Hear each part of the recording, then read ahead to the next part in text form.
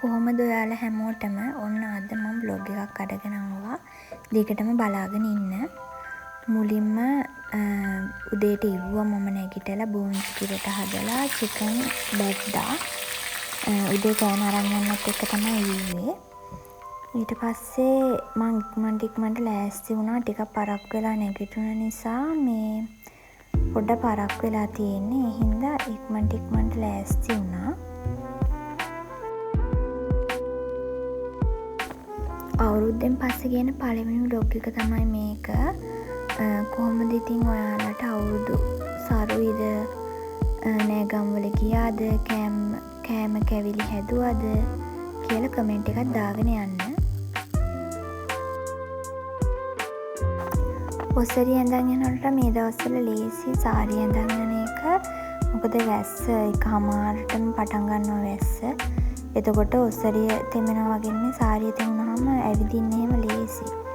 නැත්තම් ඔසරිය තෙමුනහම අර එක තැන අඩිය තියන්න අමාරු නිසා මේ දවස්වල සිල්ක් සාරි තමයි ඉස්කෝලේ ඇඳගෙන යන්නේ.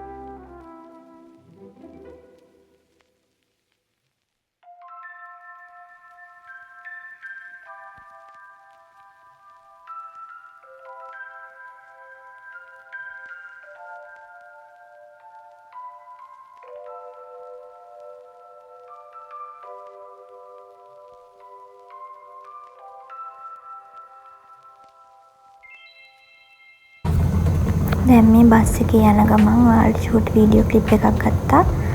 උදේ ටිකක් අවුව නැහැ, ටිකක් සීතලයි වගේ.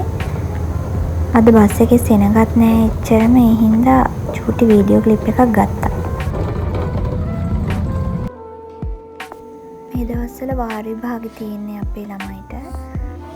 ඉතින් උදේ පේපර් එක දීලා දැන් ගන්න වෙලාව වෙනකන් බලාගෙන ඉන්නවා.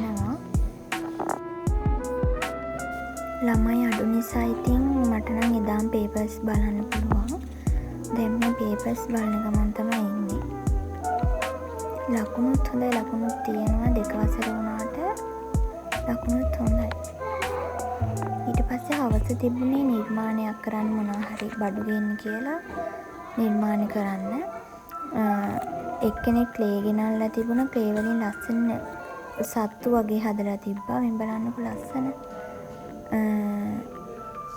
ලස්සනට සත්තු වගේ හදලා සත්තු 6-7ක් විතර හැදුවා.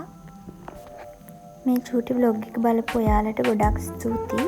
එහෙනම් අදට ගිහින් එන්නම්. ආයෙත් දවසක හම් වෙනකම් සතුටින් පරිස්සමෙන් ඉන්න. බායි.